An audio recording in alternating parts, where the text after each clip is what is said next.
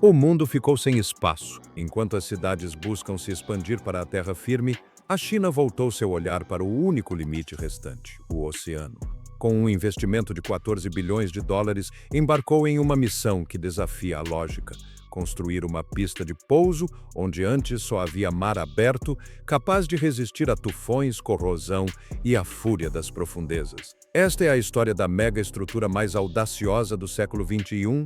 Será possível domar o oceano para criar terra? Prepare-se para descobrir. O mapa do invisível, desvendando o caos subaquático. Todo grande projeto de engenharia começa com uma planta, com a certeza de saber sobre o que será construído. Mas o que acontece quando a terra não existe e o local onde a estrutura deve ser erguida é um abismo de água salgada e escuridão perpétua? O primeiro e mais formidável inimigo do aeroporto flutuante não foi o próprio oceano, mas a cegueira. Sob a aparente monotonia das ondas da baía, o fundo do mar é uma paisagem de caos geológico. Não é uma planície firme, mas um labirinto traiçoeiro composto por camadas de lama macia e instável, cavidades erodidas por correntes antigas e bolsões de sedimentos tão instáveis quanto areia movediça.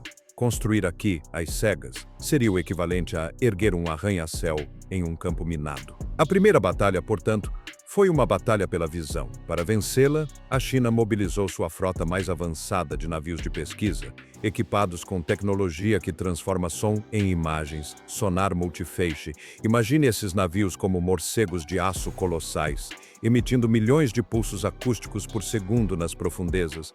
Cada onda sonora que atinge o fundo do mar e retorna é um dado, um ponto de informação. Ao processar milhões desses ecos, os computadores de bordo conseguem tecer um mapa tridimensional do abismo com uma precisão arrepiante, onde cada irregularidade, cada fenda, cada promontório rochoso é registrado com detalhes milimétricos. Esse mapa da superfície do fundo do mar foi a primeira grande conquista. Mas era apenas a capa do livro. A verdadeira história, aquela que determinaria o sucesso ou o fracasso catastrófico do projeto, estava escrita nas páginas ocultas, nas camadas mais profundas. E para lê-la, era necessária uma operação de escala e meticulosidade quase inimagináveis, a perfuração de mais de 20 mil poços exploratórios. Cada um desses poços representava uma jornada vertical de centenas de metros através da história geológica do local. Grandes plataformas de perfuração, instaladas em estruturas, extraíram colunas contínuas de solo, trazendo à luz amostras que revelaram períodos de sedimentação, pressão e composição. O objetivo crucial era localizar e mapear bolsas de lama liquefazível, um risco letal.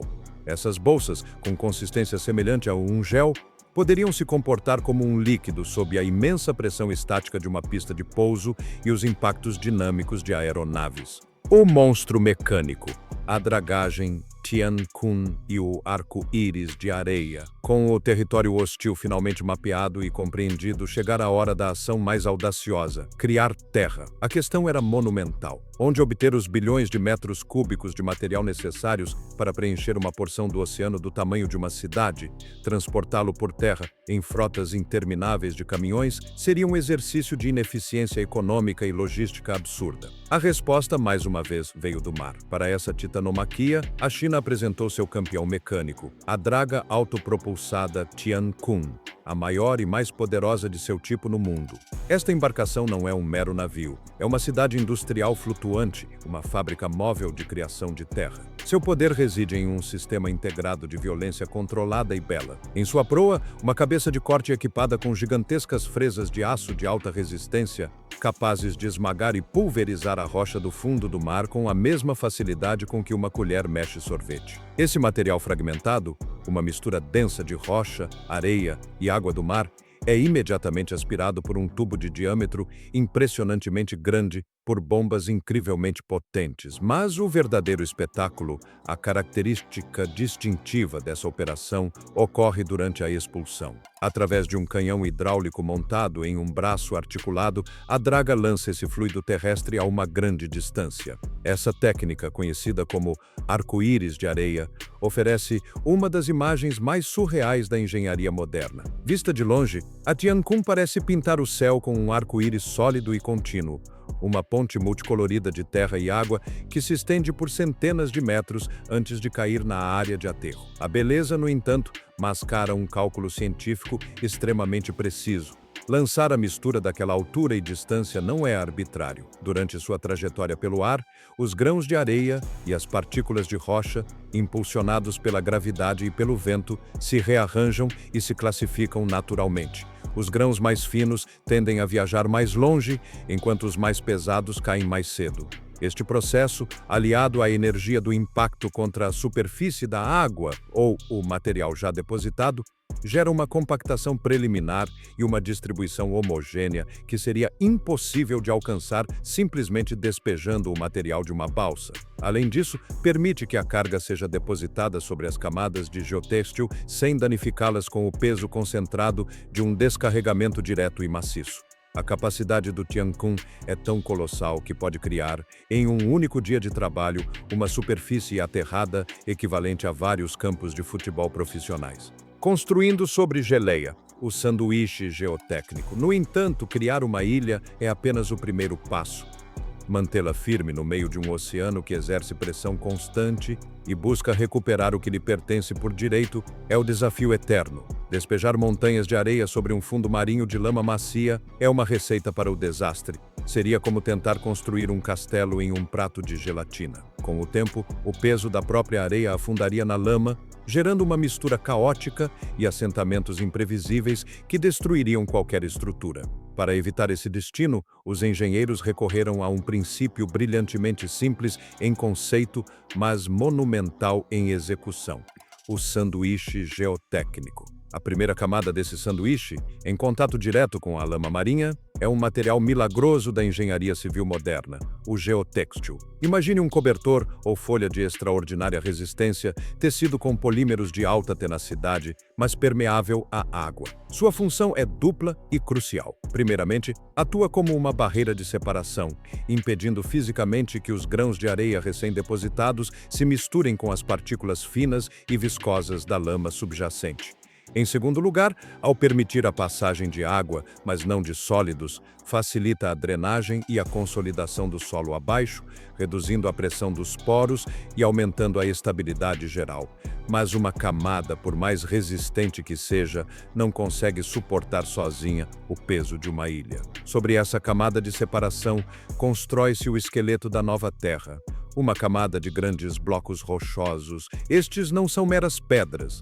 São fragmentos de rocha selecionados, alguns com um volume comparável ao de um caminhão basculante, metodicamente colocados para formar uma camada de transição rugosa e de alto atrito. Aqui reside a elegante ciência da solução. As rochas, com suas arestas afiadas e superfícies irregulares, oferecem enorme resistência ao deslocamento lateral. A areia posteriormente despejada sobre elas não se assenta em uma superfície lisa, mas sim se intertrava, preenchendo as lacunas e envolvendo os blocos, criando uma massa composta onde o atrito entre a rocha e a areia e entre os próprios grãos de areia compactados gera uma estrutura coesa. A rocha proporciona resistência estrutural e ao cisalhamento. A areia, uma vez compactada, constitui a maior parte do aterro e garante a transferência uniforme da carga. Juntas, sobre o geotêxtil separador, formam uma base composta que distribui o imenso peso da futura infraestrutura por uma área muito maior do leito marinho mole,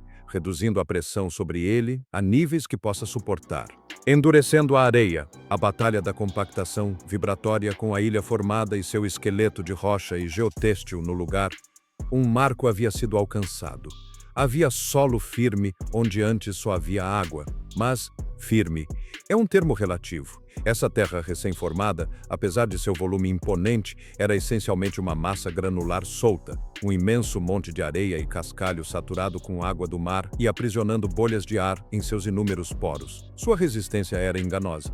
Podia suportar o peso de uma pessoa, até mesmo de um veículo pesado, mas sob a carga concentrada e dinâmica de um avião comercial de longo alcance, que pode facilmente pesar mais de 300 toneladas ao pousar, Esse terreno se comportaria como areia de praia molhada. Cederia, deformaria e desmoronaria com consequências catastróficas. A matéria-prima estava lá, mas agora precisava ser transformada, forjada em um material com propriedades de engenharia previsíveis e extraordinárias. Esse processo alquímico em escala geológica é alcançado por meio de uma técnica chamada vibroflotação ou compactação vibratória profunda. A armadura viva quebra mares inteligentes. Com a ilha consolidada e firmemente estabelecida, o novo território enfrentou seu primeiro inimigo externo declarado, a fúria implacável do oceano aberto. Um aeroporto em tal localização não é uma estrutura estática, é uma fortaleza permanentemente sitiada por um exército de água, vento e sal. As tempestades tropicais e tufões da região são capazes de gerar monstros de energia hidráulica, ondas com mais de 10 metros de altura que impactam com uma força de milhares de toneladas por metro quadrado. Diante dessa ameaça, a intuição poderia levar à construção de uma parede de concreto maciça, alta e impenetrável. Mas, em engenharia costeira, a intuição de uma parede rígida é uma receita para o fracasso a longo prazo. Um dique vertical apresenta uma superfície plana contra a qual as ondas se chocam com toda a sua força cinética. Essa energia não desaparece, ela reflete, gerando turbulência destrutiva em sua base que mina a fundação, ou se transforma em imensa pressão que, repetição após repetição, eventualmente encontra e explora o ponto fraco da estrutura. A solução, brilhante em sua concepção, não surgiu da rigidez, mas da dissipação inteligente, da entrega controlada. Essa solução tem uma forma concreta e peculiar, o tetrápode. Não são simples blocos de concreto, são esculturas de engenharia hidrodinâmica, massas de várias toneladas moldadas como uma estrela de 4 pontas, como dados gigantes da natureza. Sua genialidade reside em sua geometria caótica. Quando uma onda poderosa se choca contra uma parede composta por milhares desses tetrápodes empilhados, não encontra uma superfície contra a qual desferir seu impacto. Em vez disso, a massa de água é imediatamente fragmentada, dividida e canalizada à força entre as intrincadas fendas e canais formados pelos braços interligados das peças. Dentro desse labirinto de concreto, as correntes de água agora divididas são forçadas a colidir umas com as outras, vindas de múltiplas direções. Esse choque interno cancela drasticamente a energia cinética da onda, transformando uma força de impacto coerente e devastadora em um redemoinho relativamente inofensivo de espuma e bolhas que eventualmente se filtra e escoa. A guerra secreta combatendo o câncer. Do câncer do sal. Enquanto os tetrápodes travam uma guerra visível contra as ondas, uma batalha muito mais furtiva, lenta, mas igualmente letal, é travada em escala microscópica em cada poro, cada rachadura, cada barra de aço embutida no concreto. O inimigo é onipresente e implacável, o sal marinho. No ambiente marinho, as partículas de sal não são apenas um condimento, são um agente corrosivo de eficácia devastadora. Carregadas pelo vento na maresia ou dissolvidas na água que espirra, essas partículas penetram nas inevitáveis microfissuras do concreto, por mais denso que seja. Uma vez lá dentro, encontram sua presa, as barras de aço de reforço que fornecem resistência à tração às estruturas. Ao entrar em contato com o aço, e na presença de umidade e oxigênio, o sal inicia e acelera exponencialmente o processo eletroquímico de oxidação. A ferrugem resultante não é um problema estético, é um câncer estrutural. A pista que pensa, asfalto elástico e sensores inteligentes. Nesta ilha fortificada, protegida de seus inimigos externos e internos, ergue-se o elemento central, a razão de ser de todo o empreendimento, a pista. Mas esta não é uma pista comum, construída em um terreno que, apesar de toda a compactação, sofre um assentamento residual minúsculo, porém contínuo, durante seus primeiros anos. A pista não pode ser uma laje rígida. Um pavimento convencional racharia sob os movimentos diferenciais infinitesimais do solo, gerando irregularidades perigosas para aeronaves que pousam em alta velocidade. A solução é um material que combina resistência com a capacidade de deformação controlada, asfalto modificado por polímeros. Este asfalto de alta tecnologia incorpora polímeros elastoméricos em sua mistura, conferindo-lhe propriedades elásticas excepcionais. Ele pode flexionar-se ligeiramente, absorver tensões e recuperar sua forma sem rachar, adaptando-se aos pequenos movimentos da ilha como uma pele flexível em um organismo vivo. No entanto, o verdadeiro salto para o futuro não está apenas na superfície, mas também no que está abaixo dela e em como é aplicado. A pavimentação desta pista é um exercício de extrema precisão. As máquinas de pavimentação são guiadas por sistemas de navegação por satélite de última geração, combinados com lasers de referência que garantem que o perfil longitudinal e transversal da pista de 4 km de comprimento tenha uma planicidade quase perfeita, com tolerâncias que não excedem 3 mm em nenhum ponto. Mas a engenharia não se limita à construção. Ela se estende ao monitoramento contínuo. Embutida nas camadas de pavimento, há uma densa rede de sensores de fibra óptica. Esses sensores, tão finos quanto um fio de cabelo, atuam como o sistema nervoso da pista. Eles são capazes de medir com extraordinária sensibilidade parâmetros como tensão, deformação, temperatura e, crucialmente, assentamento.